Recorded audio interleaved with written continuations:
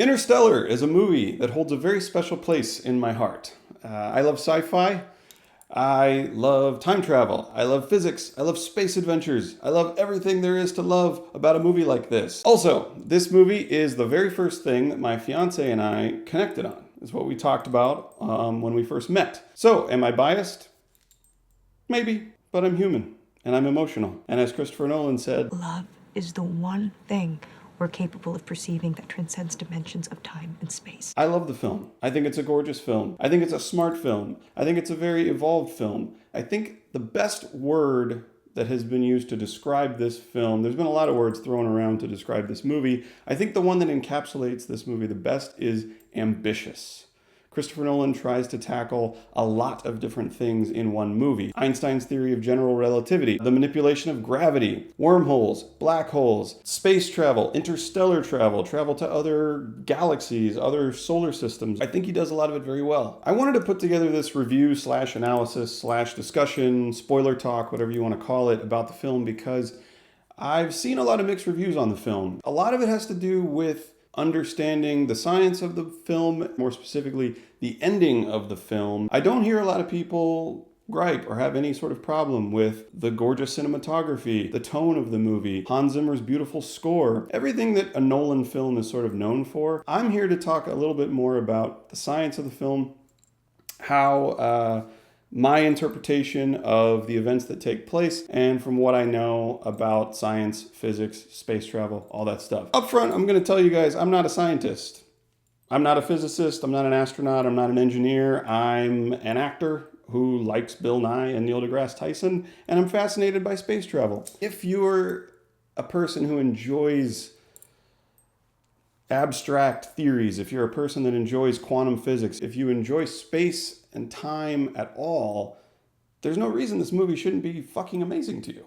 It's amazing to me. Before I dive too heavily into this review, I just want to say right up front, spoiler warning, I'm about to spoil the shit out of this movie. If you have not seen this movie, see it, go buy it, watch it, see it, watch it again, watch it a third time, and then come watch my review and maybe we can talk about it. Rolling. Interstellar, directed by Christopher Nolan, tells the story of Cooper, played by Matthew McConaughey, who is an ex-NASA pilot who is tasked with finding humanity a new planet to live on before the Earth dies. But more importantly, he's tasked with finding a planet and returning home so that he can return to his children and save the people that are living on Earth now, not just future humans in general. And that's a very important point. It establishes the main character Cooper's motivation. Save the planet, yes, but first and foremost, save his family. So in order for Cooper to return to his daughter Murph, and also his son, but let's face it, the son really doesn't get a whole lot of screen time, he needs to not only find humanity a planet, but get back before too much Earth time has passed. There is a plan A, as the film establishes, and a plan B. Plan A involves getting all of humanity, whatever's left of humanity, off of the planet and to a new home. Plan B involves 4 astronauts abandoning planet Earth and just starting a new colony somewhere else in space, leaving everyone on Earth to die. Dr. Brand, portrayed by Michael Caine, promises Cooper that he will have solved the problem of gravity by the time that Cooper returns to Earth after, theoretically, having found all of humanity a new home. This is why I love this film. It establishes the idea of relativity right away. It's something that not a whole lot of sci-fi movies do. In a lot of sci-fi movies, in the distant future, human beings, they're just able to somehow zoom around the universe from galaxy to galaxy, and they're able to get from star system to star system, and everything's just honky-dory. Their ships just magically somehow are able to travel light speed or faster than light speed in some cases. This is even something that the Star Wars universe doesn't address. And I love Star Wars. I fucking love Star Wars. Me and my fiance were watching The Force Awakens, and this is something that she pointed out. She turns to me and said, they don't really address the problem of relativity in Star Wars. No, they don't. Huh. Yeah. Because they don't. By the way, you're going to marry me, right? Yes. Yes. You put a ring on it. I liked it, and I put a ring on it. Were Han Solo to be traveling all over the universe in the Millennium Falcon at light speed, they make the jump to light speed. and then the stars do the thing. And it's fucking awesome. However, there would be major problems with Einstein's theory of general relativity. He would theoretically leave Endor at light speed, come back, and Endor would be hundreds, thousands of years older than it was when he left. It's a big problem in terms of colonizing the galaxy, colonizing the universe. We know this. Cooper knows this in the movie. That's why he even says, there's not a planet in our solar system that can sustain life, and the nearest star is over 1,000 years away. I mean, that doesn't even qualify as futile. Two things that we know of can affect how fast or how slow time travels for a person relative to the people on Earth or relative to themselves. The faster you travel through the fabric of space-time, the slower your clock ticks. So Earth will keep aging at Earth speed, but if you accelerate towards the speed of light, you will age slower than Earth. So even if it was theoretically possible for a spaceship to go light speed, or even close to it, the closest star system is Alpha Centauri, 4 light years away. If you were to just leave Earth, go to Alpha Centauri, plant a flag, and fly back, you would have aged 8 years. Earth would have aged over 100 years. Everybody you know, virtually everybody you know, would be dead. It's a big problem. Or, my favorite paradox, you leave Earth traveling close to the speed of light. By the time you get to where you're going, humans are already there. Because in the 100 or 200 or 1,000 Earth years that it took for you to travel to the next star system, humans have already found a faster way to get there. So you would leave Earth, get there, humans are already there. Also, if you are exposed to a bigger source of gravity, Miller's planet is orbiting a black hole. Your clock also ticks slower than someone living on Earth. Everything is relative to the people on Earth. And speaking of gravity, gravity is something that is talked about a lot in this film. It's a wonder why the film isn't called Gravity. Other than the fact that there's already a Sandra Bullock movie named Gravity, which has nothing to do with gravity. Unless you're talking about the gravity of her situation. Explorer's been hit. Explorer, do you read? Dr. Brand brings up the problem of gravity. The problem of gravity is that we don't really know what gravity is. We can measure gravity's effects, but we don't really know what it is. All that we know is that it is a distortion of the fabric of space-time. So being able to manipulate gravity would allow us to communicate across space and time, and it would also allow us to get such a large vessel that would be required to get hundreds of thousands or millions of human beings off of the planet and into outer space. It's very difficult and very expensive to get anything into outer space. How do you get it off the ground? That's what makes Plan A so difficult. So the script offers that NASA has been secretly funded by the government for 10 years. It has been forced underground. If human beings are struggling to put food on the table, struggling to grow crops, struggling to survive, public opinion is not going to approve of dumping money into a quote-unquote worthless organization. The last public thing that NASA ever did, according to the script, was 10 years ago they sent out the Lazarus missions. Now, it's unclear whether or not the Lazarus missions are only known to people who have worked at NASA, like Cooper, Dr. Brand, Romilly, etc., or if the Lazarus missions were a public attempt at space colonization. I like this take on the government because in this case, the government actually has the people's best interest at heart. The people don't really know what's best for them. It would be hard to imagine that the Earth will just not be capable of supporting human life someday. Basically, the Earth is dying, there's nothing we can do, we must find a new home. That's probably not public information. So Cooper agrees to fly this last mission. Now he has to go home and tell his family, more importantly, his kids, more importantly, his daughter, Murph, that he has to leave to go find Earth a new home. He can't really tell her why he's going or where he's going. All he can tell her is that he's going and he's going to come back. He's now tasked with telling a 10-year-old Einstein's general theory of relativity. Einstein's theory of general relativity. So he's going to age slower than she will, and he doesn't really know when he's going to get back. The point is, he is not abandoning her. He is going to go find them a new home and come right back as soon as possible. But to her, several years will pass. And it's a very difficult thing to explain to a 10-year-old. Oh, by the way, there's a third thing that Nolan throws out there that will also allow the astronauts to age slower. When I'm up there in hypersleep. A lot of movies do the hypersleep thing. They don't really go into the science of it. I assume they go into some sort of chamber where they are cooled down to a point where the molecular activity in their body slows. Thus, they will age slower than someone on Earth. So the first leg of the mission involves traveling from Earth to Saturn, where this gravitational anomaly has appeared, the wormhole. Now, during those 2 years, the astronauts are in hypersleep. They are down for the long nap. So when they wake up outside of Saturn's space, they are virtually the same age. Earth has now aged 2 years. Romilly asks for the spaceship to stop spinning so that they can get a good look at the wormhole. Now, I didn't touch on the spinning thing. Every sci-fi movie, virtually every sci-fi movie except for Apollo 13, comes up with a way for there to be gravity on the spaceship. There's just artificial gravity on the space station. They just gravity. Because we're on Earth and we're shooting movies, and it's really hard to shoot movies with no gravity. I think in Interstellar they did it a smart way. You have a spaceship, it's circular, it spins, the force pushes to the outside of the spacecraft, and you can walk along the edge.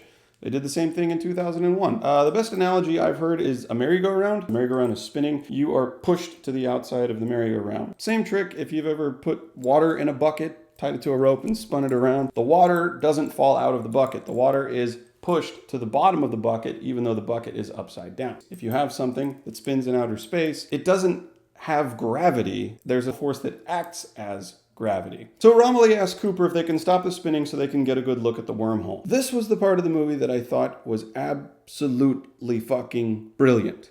This is one of the hardest concepts that I have tried to wrap my mind around, which is space-time. Space and time are one thing. It's a fabric that surrounds everything. If you're like me, and if you've scoured YouTube looking for videos on space travel, time travel, physics, quantum physics, blah, blah, blah, blah, blah, blah, you might have come across this visualization of gravity. It's usually represented by a piece of stretched fabric, and they put a weight in the middle, and the weight depresses the fabric, causing a distortion in the fabric. That is what we know as gravity. Any body that occupies space is distorting the fabric of space-time around it. What I have trouble wrapping my mind around is this fabric is a two-dimensional fabric. The fabric of space-time is a three-dimensional fabric. A hole in a piece of fabric would be represented like a circle. What's a circle in 3 dimensions? Sphere. Exactly. A wormhole in space would probably look like a sphere.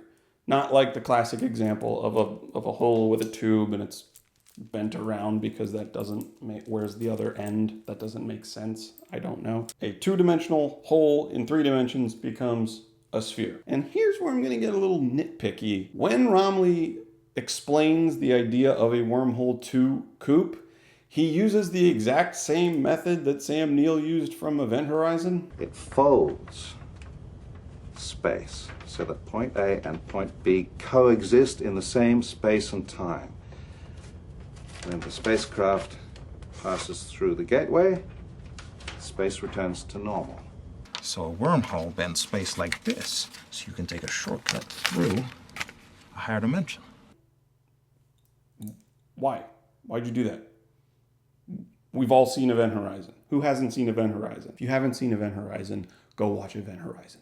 Anyway, small gripe. I suppose there really isn't a better way to show how three-dimensional fabric could have a hole in it.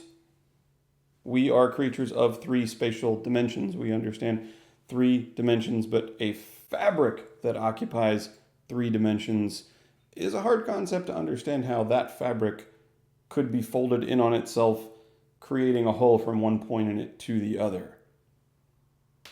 Science! When you travel through a wormhole, you don't experience the time slippage that you would experience if you were in a spacecraft traveling close to the speed of light or near a black hole. You're literally just passing from this part of the universe directly to this part of the universe, so your time is the same as the time of the people on Earth. Awesome. I remember watching this wormhole sequence. The ship is approaching this three-dimensional spherical hole in space as the Hans Zimmer score swells up and you can hear that giant church organ. I remember literally being on the edge of my seat, breathless, wondering what was going to happen to this crew. Everything about the way that he constructed this sequence was a brand new take on an idea that's been used many, many, many times before in science fiction. It's space travel. We've seen a lot of movies with space travel. This is a different take, a more scientifically based one. They emerge on the other side of the wormhole, and now they have a choice to make. There are 3 different planets they could travel to. There's Miller's planet, Mann's planet, Edmund's planet. These are 3 separate planets previously visited by members of the Lazarus crew, 3 out of the 12 astronauts. Each one of these 3 planets has been sending information back to Earth through the wormhole. Simple binary pings on an annual basis give us some clue as to which worlds have potential. So each of these planets has been sending information back, giving Earth the thumbs up. When they exit the wormhole, they calculate that they are closest to Dr. Miller's planet. Mann's planet and Edmund's planet would be several months away, whereas Miller's planet is coming right up. They can stop at this planet. If that's no good, then they can journey on to another one. Another big reason why they stop at Miller's planet. It's water, it's organics. You don't buy that every day. As we know it today, there's one substance out there that can support any sort of organic life, and that's liquid water. Miller's planet is covered in liquid water. She's sending signals to Earth. Hey, my planet has water. Just water. Water! It's water. There's water! Stuff alive. Plus, it's on the way. Why would we not go there? There's one complication. The planet is much closer to Gargantua than we thought. Gargantua is the name that they've given to the black hole in the center of this star system. And Miller's planet happens to be orbiting so close to the black hole. On the surface, time is going to pass very differently for you than it will for the people still living back on Earth. It's in fact so close to the black hole that the time shift is... Every hour we spend on that planet will be 7 years back on Earth. That doesn't work for a number of reasons. For Cooper, that's especially a no-go because, as he says, Plan A does not work if the people on Earth are dead by the time we pull it off. Cooper devises a way to get around this as best he can. Instead of flying down to the surface of Miller's planet, landing there, taking some samples, chatting it up with Dr. Miller. What's been going on? Fucking water down here. I know, isn't it crazy? None of that shit. You're going to lose decades and decades and decades and decades. Murph and everybody else that Coop has ever known is going to be dead. Instead of landing on the planet, they're going to orbit the black hole far enough away so that the ship Endurance doesn't experience the time slippage that Miller's planet experiences. Then, once they're parallel to the planet, they're just going to take a Ranger down to the surface, grab Miller, grab the data, get back to the Endurance, lose as little time as possible, but they're going to burn a lot of fuel. Now, I've heard some people have problems with this part of the movie because they think that Miller's planet only exists in the film so that the crew loses 23 years. But is that a problem? I think the fact that the planet has water is a pretty compelling reason for the crew to go down there. They journey to the surface of Miller's planet. They find the beacon, but they find no Dr. Miller. For beacon. Where's the rest? Where's the mountains? Those aren't mountains. Those are waves. They realize that the distant mountains on the horizon aren't mountains. In fact, it's a giant tidal wave. This is another part where people tend to gripe about the film. How can a planet with 3 feet of water have waves that are 2 or 3 miles high? I don't think it's unreasonable to assume that, look, planet Earth has gravity. The sun has gravity. The moon has gravity. Planet Earth is covered in 70% water. We have high tides, we have low tides. They don't really go into detail about the size of Miller's planet, the rotation of Miller's planet, whether Miller's planet has a moon. None of that shit. I don't think it's unreasonable to assume that a planet orbiting that close to a black hole could have more extreme tidal forces than what we see here on Earth. Brand, Doyle, back to the Ranger now. It's a race to get back to the ship before this thing gets crushed by this giant tidal wave. Doyle is killed in the process. Brand gets back on the ship. In the process of getting back to the ship, the engines of the ship were flooded, and it's going to take about 45 to 60 minutes for the engines to drain, which means they lost at least another 7 years back on Earth. Cooper is fucking pissed. God damn it!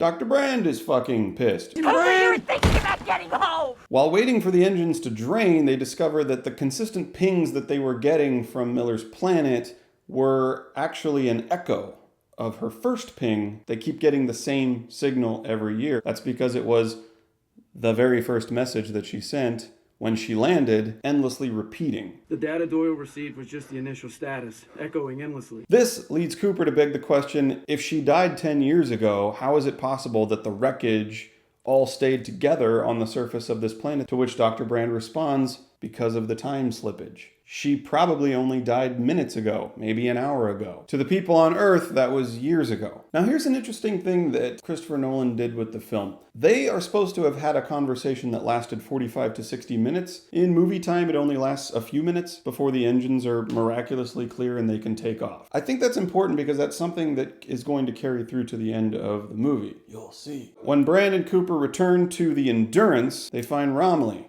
And he's significantly older, 23 years to be exact according to TARS. He's not 23 years older than he was when they left. As Dr. Brand asks, why didn't you sleep? Meaning, why didn't you use hypersleep to extend your life? Romilly says, I did for a few stretches, but I thought you guys were never coming back.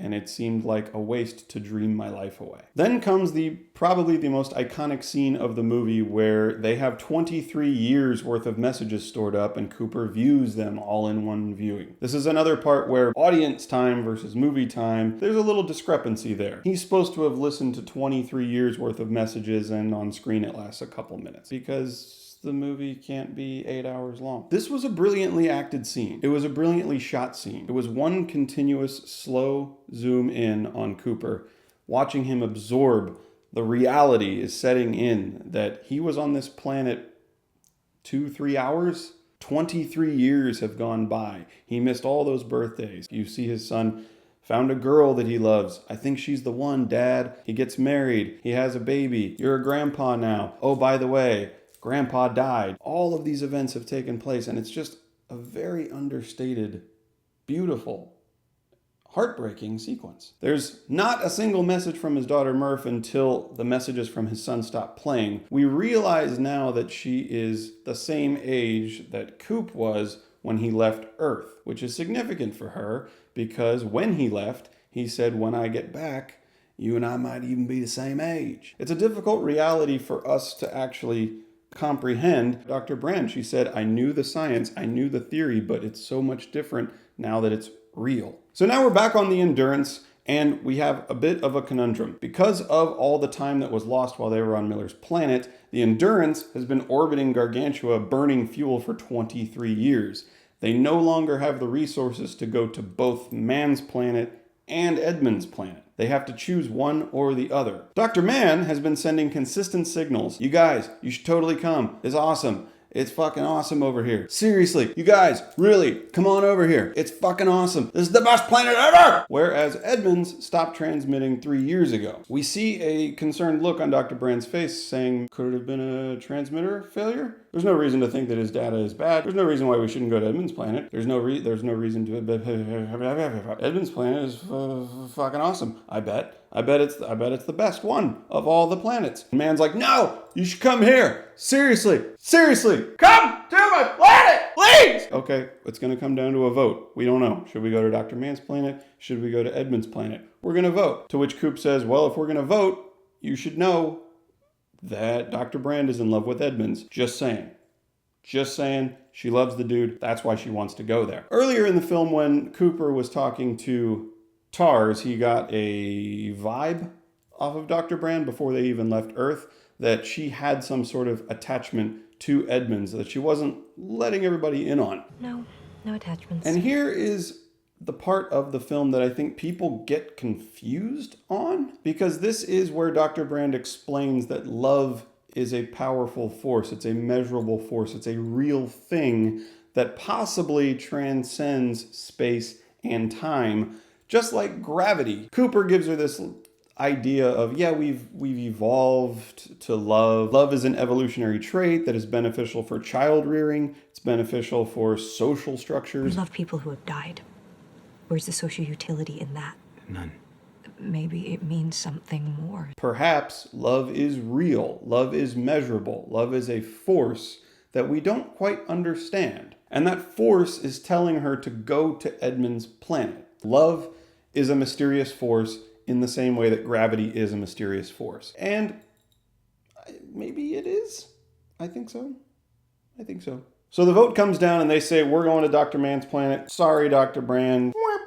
That's when we have a little scuffle between Dr. Brand and Cooper in the embryo chamber of the Endurance, where she says, no, it's fine, but just so you know, if Mann's planet doesn't work out the way we hope it does, here's the deal. We don't have enough fuel to go to both planets and still return home. You might have to decide between seeing your children again and the future of the human race. I trust you'll be as objective then. So they get down to the surface of Mann's planet, and it's not looking very good. They run into a frozen cloud on their way to the surface. The whole planet is covered with ice and rock. It's a pretty desolate looking place. They find Mann's habitat, they bring him out of cryosleep, and oh my god, it's Matt Damon! I had no idea Matt Damon was in this movie. Matt Damon's in the movie. So after they revive Dr. Mann from cryosleep, he begins to explain to the crew all of the different properties of his planet. It's a frigid planet. It has 60 plus hours of daylight followed by 60 plus hours of shade. It doesn't really seem like the place that would support life. Why are you calling us here? And Mann says, oh, totally, the surface. See, we're just up top where it's cold, but if you go to the surface, you can totally live there, no problem. Oh, you've been to the surface? No, I dropped probes. I dropped some probes down there, and it's awesome. It's an awesome time. You guys should check it out. Things are not looking particularly good, and then the big reveal happens. While they're on Mann's planet, Dr. Brand receives a message from the Endurance that's being broadcast by Coop's daughter, Murph. Dr. Brand, Michael Caine's Dr. Brand, not Anne Hathaway's Dr. Brand. He confesses on his deathbed that Plan A was never an option. He never intended to solve the problem of gravity. He never intended to get everybody off of Earth. It was all a ruse to get humanity to work together rather than crumble into nothingness. Upon discovering this, they turn to Dr. Mann, and Dr. Mann has known this all along as well. He never even hoped to get people off the Earth. No. Now, Cooper's goal is to get home to see Murph. If Plan A was a ruse, I'm out. Fine. We found a planet. Dr. Mann says this place has the stuff that can support humans. This has what we need. Cool. We're going to set up a camp. We're going to send a signal back to Earth, and then I'm bouncing back home. As Mann and Cooper go for a little stroll down to the surface of the planet, where it's habitable to set up a camp, it's revealed that Mann has been lying to them the whole time. This is another part that people seem to have a problem with, the fact that Mann's name is Man, as in man is the downfall of man. So what? I don't care. It's artistic license. His name's Mann. So Dr. Mann lied about all the data. All he wanted to do was go home. He knew that if he falsified the data, told everyone that this is a planet that can support human life, someone would come and rescue him. And they did. But now they know that he's a fucking liar and a fucking coward. Now we don't know if he's actually going to kill the crew, take the crew hostage, take the Endurance and just leave without them. We don't know. So after they get into a little fist fight, Cooper is left to die with a cracked space helmet. He wouldn't immediately die because of his suit depressurizing. The air has too much ammonia in it to breathe for more than just a few minutes. So this planet doesn't kill you right away. It's not like opening your space helmet in space. As Dr. Brand takes off with TARS to save him, Romilly is in the habitat and he is going through Dr. Mann's dismembered robot, Kip. Shout out to Kip Thorne. Kip, who was supposed to be gathering data about the planet, the surface of the planet that supposedly has all this wonderful shit down there. And wouldn't you know it, the habitat explodes. Dr. Mann has stolen Cooper's Ranger and he's headed for the Endurance. Presumably, he's going to take control of the Endurance, he's going to fly it back to Earth, and he's going to make up whatever story he wants. leaving everyone else behind to die, and including leaving humanity to die, because he knows that the Earth is dying. He's a dick. Matt Damon's a dick. Matt Damon is a dick in this movie. He's a great actor, though. So Dr. Brand goes and rescues Cooper with Dr. Mann's lander, and the two of them enter a race to see who can get to the Endurance first. The whole time, Coop is telling Dr. Mann, do not attempt to dock with the Endurance, because he knows that Dr. Mann doesn't know the docking procedure. But he's worried because the autopilot does. This is where TARS saves the day. He doesn't know the Endurance docking procedure. Well, the autopilot does. Not since TARS disabled it. Nice. What's your trust setting, TARS? Lower than yours, apparently. Can we just pause right here? Can we just take a pause and admire the beauty and simplicity of the robots in this movie? TARS, Case, Kip, the whole idea that you could have a very simple, yet very diverse, comprehensive, dynamic, complex robot design. I love the fact that these robots have such things as a humor setting, a trust setting. They have a personality. They're likable from the start of the film. Anyway, we cut back to the chase scene that's happening between the lander and the Ranger, and Matt Damon, Dr. Mann, he docks imperfectly with the Endurance. This is another part of the movie where people are like, why the hell would Dr. Mann do that? He's an astronaut. Why would he lock imperfectly with the airlock and then he knows it's gonna blow? I think that you have to look at it from the point of view that this is a guy who's been alone on an icy, ammonia-filled, deadly, desolate planet with no hope of being rescued. He even said himself the last time he went to sleep, he didn't even set a waking date. He thought he was dead. So the fact that he's imperfectly locked to this perfectly good spacecraft that can take him home, in his own words, those are the best odds he's had all day. So he's imperfectly docked with the Endurance, and wouldn't you know it, big explosion. The Ranger flies off, they leave a hole, and then the Endurance starts to spin. Now, this is something that I didn't even pick up on. I have to give full credit to Soul Porpoise on YouTube for pointing this out. In his video, which you guys should definitely check out, by the way, his video illustrates that the Endurance is actually in the shape of a clock. There's 12 individual pods with the center beam. The whole thing looks like the face of a clock with the minute hand or the hour hand or the second hand, whatever hand, pick a hand. Pick a hand. It looks like a clock.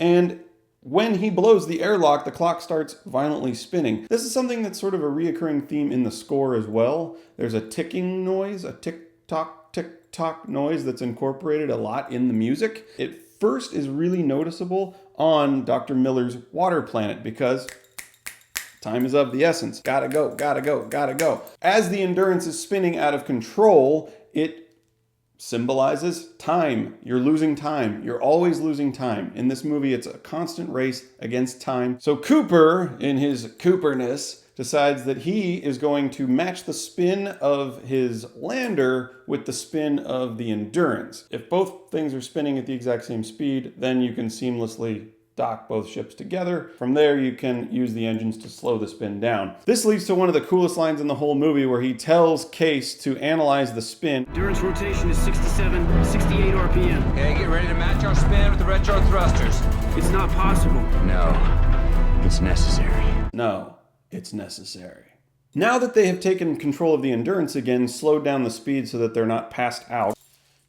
Dr. Brand passed out over there. It's G-force. They experience G's, makes you pass out. I'm not a doctor. Now that they've stopped the spin of the Endurance, they realize that the explosion has not only damaged the Endurance, but it has boosted them towards Gargantua. So now they need to use a shit ton of fuel to accelerate away from Gargantua to get away from the gravitational pull of a black hole. After all the dust on this issue has settled, it's quite clear that they don't have enough life support, they don't have enough fuel, they don't have shit to do what they want to do. This is not revealed right away to Dr. Brand. Cooper says, here's what we're going to do. We're going to use Gargantua's gravity, slingshot themselves around the orbit of the black hole until they're pointed in the direction of Edmund's planet. Then they're going to use the remainder of their fuel to escape the gravity of the black hole, head for Edmund's planet, hope it has what we need because we're out of options. You may be familiar with this idea. Apollo 13 used it. Instead of doing a direct turnaround and using fuel to come back to Earth, they actually slingshot the Apollo 13 astronauts around the moon. Same concept here, except they're doing it with a black hole. What Cooper did not tell Brand was that he and TARS are not going to be making this trip with her. He needs to eject TARS and himself because he needs to shed the weight in order for the Endurance spacecraft to escape the gravity of the black hole. But there's a plus side. By ejecting TARS into the black hole, TARS might be able to transmit the quote-unquote quantum data back to Earth in order to help Michael Caine's Dr. Brand, well, he's dead now, so I guess it's Murph Cooper now, solve the problem of gravity. Once TARS is ejected into the black hole and Cooper is then ejected into the black hole, that's kind of where the science stops and where the speculation begins, where the artistic license can take over. We don't know what's in a black hole. No one knows what's in a black hole. The very definition of a black hole is an object that has so much gravity, not even light can escape it. So you can stare right at a black hole and not see what's in it. What the singularity looks like, what information it can tell us about the way gravity works, the way space-time works, the way our universe works. So as Cooper is falling into the black hole, I find this sequence to be really, really fascinating. He goes into the black hole, all of the different sparks of light,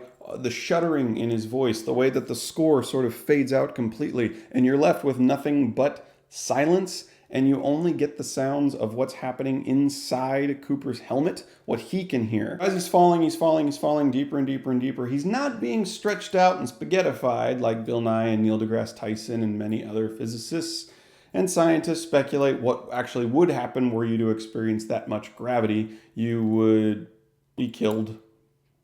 Pretty much guarantee you'd be killed. But it's a movie! Cooper finds himself dropped into what the movie refers to as a tesseract. This is where a lot of people sort of lose the movie. Fuck this movie, it makes no sense, it's stupid. He's a ghost. He put a thing in a watch with Morse code. I don't get it. Here's my interpretation of what this is.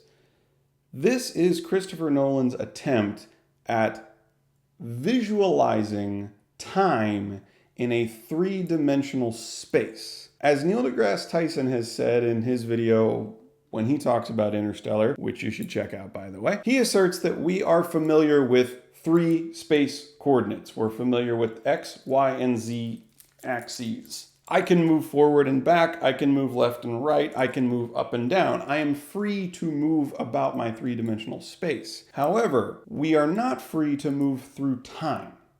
And so I think what Christopher Nolan is doing with this Tesseract scene is he is illustrating in a three-dimensional sense how a being or creature or entity or anything could have access to every point in a person's timeline.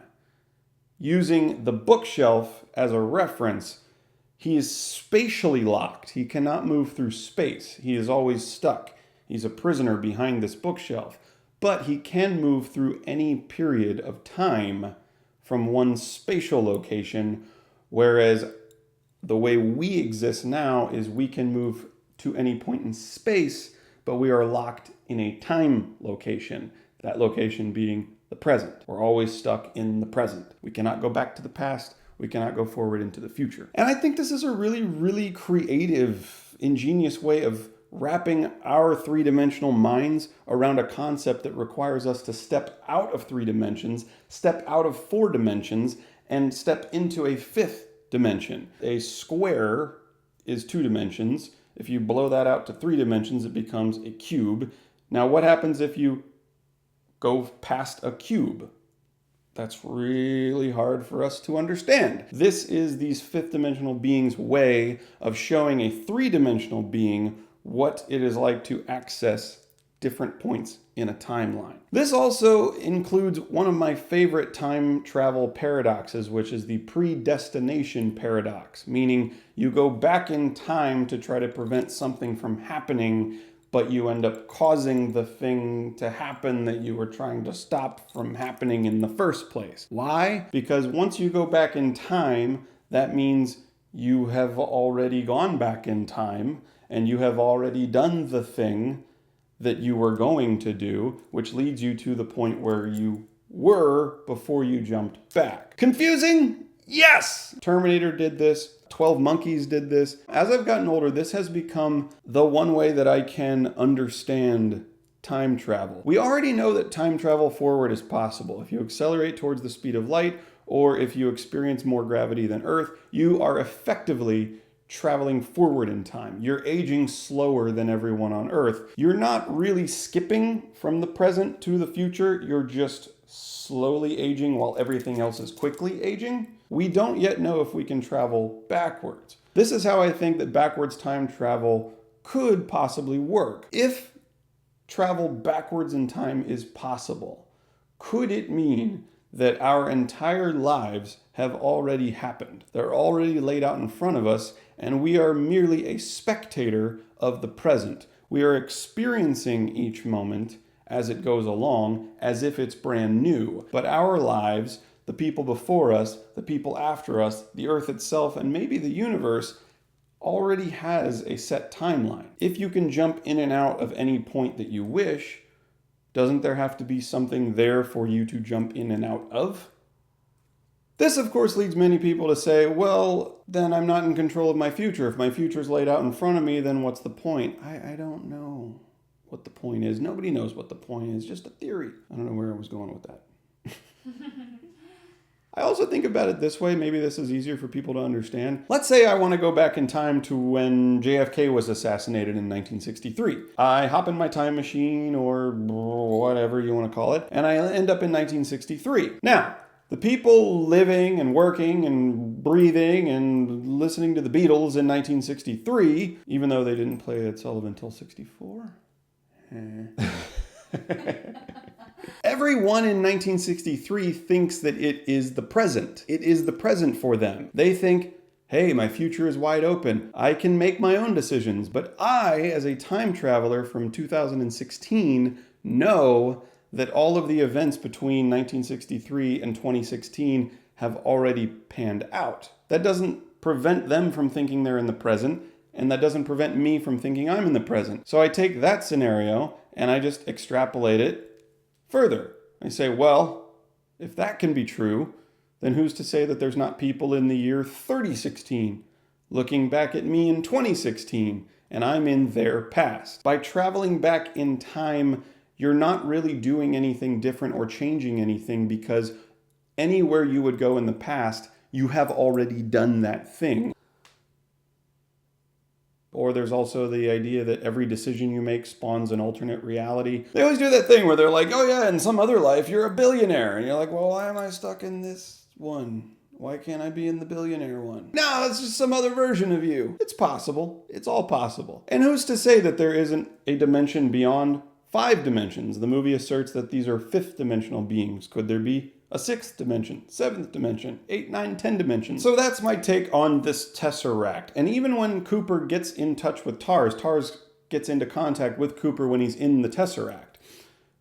Don't know how that's possible. It's a movie. Tars even says that these creatures created this Tesseract for him so that his 3-dimensional mind can perceive their understanding of the way that time works. Tars also says that he got the quantum data from the inside of the black hole. Cooper then has an epiphany about who they are. They are evolved versions of human beings. They have evolved beyond the 3 dimensions, beyond the 4 dimensions, into a 5th dimension, and they are communicating with a past version of themselves, in the same way that Cooper is now communicating with a past version of himself or herself, meaning his daughter. As I said, he's spatially locked behind the bookcase in Murph's room, and he realizes that his love for his daughter, his desire to see her again, is what has driven him to this moment. Love, it is not something that we made up in our minds. It is real. We feel it. It exists. So he realizes that he is this ghost that his daughter was talking about before he even left Earth, which is another kind of thing that it reminds me of Bill and Ted. Of all movies, where they say, oh, I'm going to go get a trash can and put it on your head. And then they have to remember to go get that trash can and do it later. Otherwise, it never would have happened in the first place. We see Cooper messing with the dust and giving himself the binary code that he received from himself. So if he chose in that moment not to do that, would the universe explode? But he doesn't choose to do that. He chooses to communicate with himself in the way that he's already been communicated with. And then he asks TARS to translate the data into Morse code, which, bit of a stretch that you could turn all of this quantum data into dots and dashes. He taught a 10-year-old girl Morse code, so now he's got to communicate via Morse code. It's a movie. Whatever. He didn't translate it into Morse code. A robot did. So you get a pass. And again, he codes the information into the watch. You see that? But what is time? It's 1:20 in the morning. What does that mean? Again, we have this watch symbolism, this time symbol. This, of course, is all intercut with footage of 35-year-old Murph returning to the family farm to somehow figure out if there was something she missed about the bookcase, something about the ghost. It is in that moment where she realizes that the second hand of her watch is speaking to her in Morse code. After realizing that Dr. Brand, Michael Caine Dr. Brand, not Anne Hathaway Dr. Brand, has no intention of solving the problem of gravity, she resorts back to what she knows. She's not going to try to solve the equation his way because he was intentionally not solving it. Something drew her back to the family home, something drew her back to the ghost, and TARS's data is transmitted to her through her watch. Why was she drawn back to the family home? Why did she check her watch? Why was she drawn back to the bookcase? Could it be the power of love transcending space and time? This, of course, allows her to solve this problem, which is not really delved into all that much. But here's my interpretation on it. They need to somehow be able to manipulate gravity in order to get this giant centrifuge spacecraft off of the planet and get everybody to Saturn to go through the wormhole. Once Cooper has transmitted the data to the watch, the Tesseract starts folding in on itself and closing. He has done what he needs to do in order for the future beings to exist, to tell him what he needs to do in order for them to, you know what? It's a loop. It's just a loop. Paradox. We cut to a shot of Matthew McConaughey floating out in space, and then we see Saturn enter frame.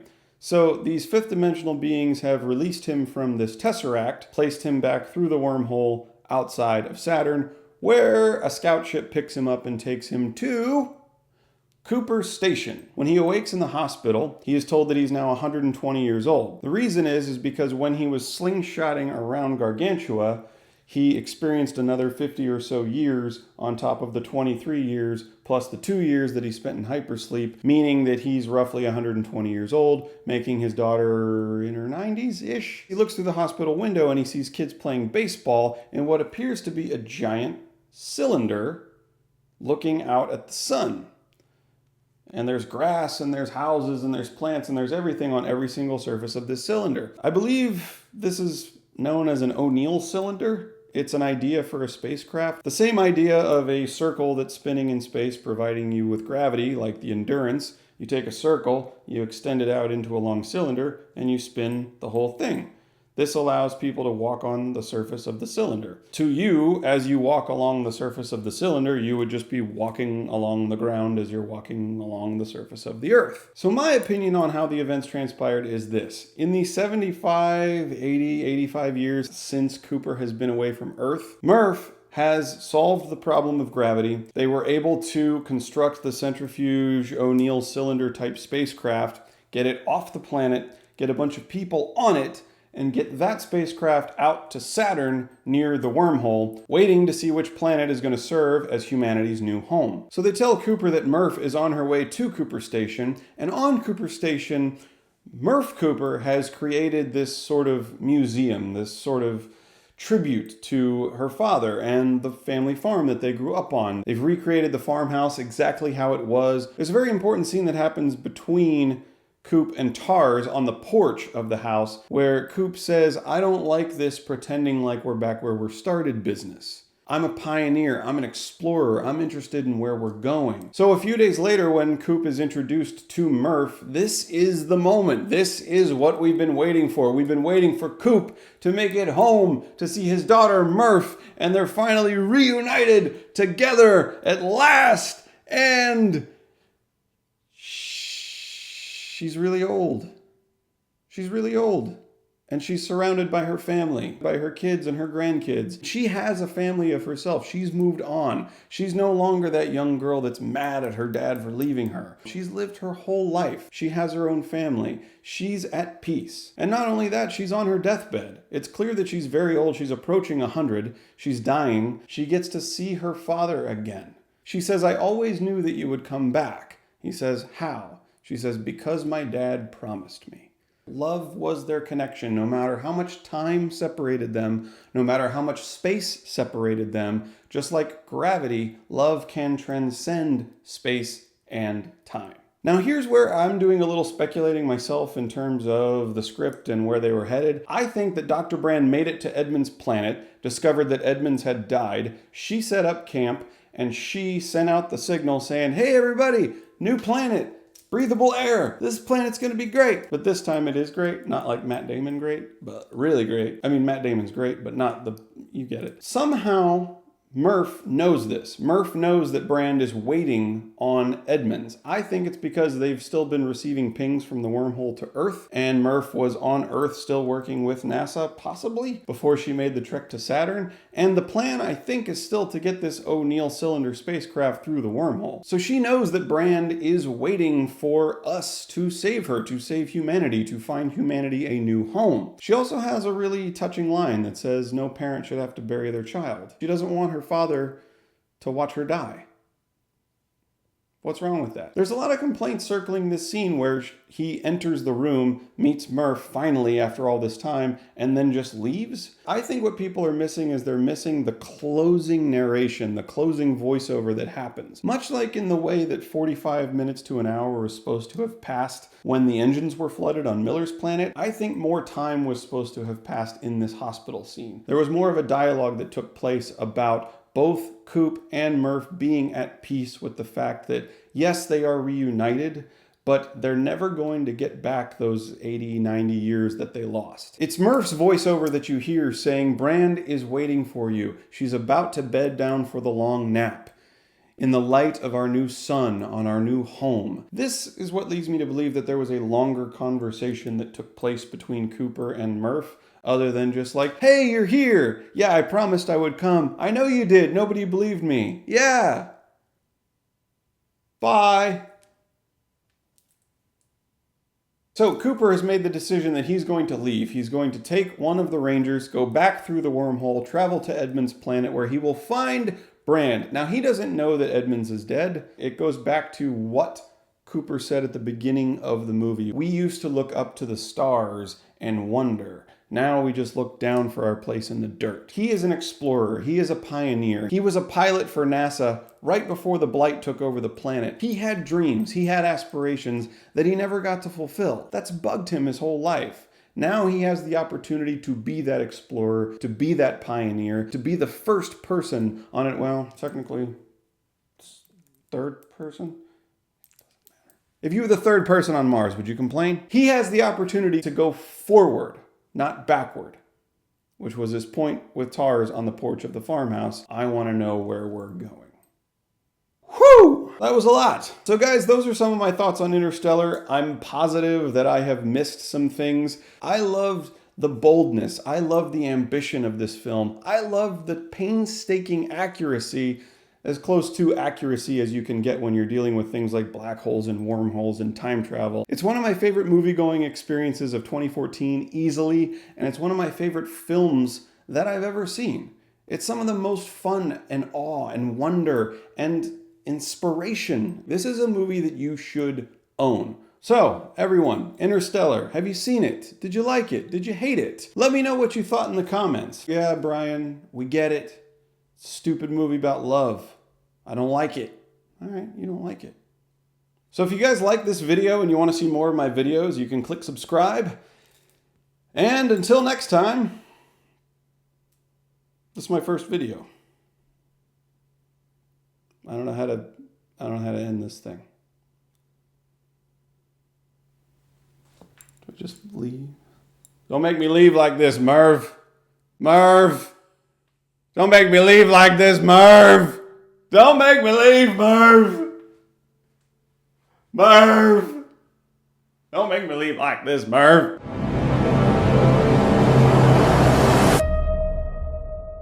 All right. I had to do it, right? You got to do the all right. I guess so. Is anyone else not buying Matthew McConaughey as an engineer? I'm a space engineer. I'm sure you are, Matt. I'm sure you are. Also, did anybody think that he improv the line about measuring two numbers, measuring your own ass? You about at 32, waist about 33 inseam. Did you make that up? By the way, how weird is it that they were drinking beer? Is beer made of wheat? Barley? Wheat was extinct, right? Weird. It says stay. It says stay. I didn't really think that was that big of a thing that ruined the movie. I've heard people say like, oh, once it said stay, I knew Matthew McConaughey was the ghost. It's like, yeah, okay. You knew he was the ghost.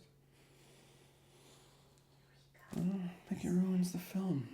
She's good. The actor that plays Murph? What's her name? You know her name? You're in the room. I'm not gonna pretend you're not. Mackenzie Foy, and she does the voice Foy? for the little girl in the Little Prince movie. Oh. And she's been acting since 2014. Mackenzie Foy? Mackenzie Foy. Mackenzie Foy. Good actor. Did a good job. Why was Topher Grace in this movie? I'd be in a Christopher Nolan movie. I would like to be in a Christopher Nolan movie. I legitimately would love to be in a Christopher Nolan movie. I love Christopher Nolan. Try harder, babe. I don't think I really got the... I'm auditioning. Hey, man, I'm auditioning to be your space astronaut. See what you got here. Would you believe that at all? McConaughey gets away with it. I'll tell you what you do, man. You go through that wormhole. Go to the planet with the water on it, man. Look for the water. That's the good one right there. Has holes in it. Has holes in it. I don't know. Read what you goddamn wrote.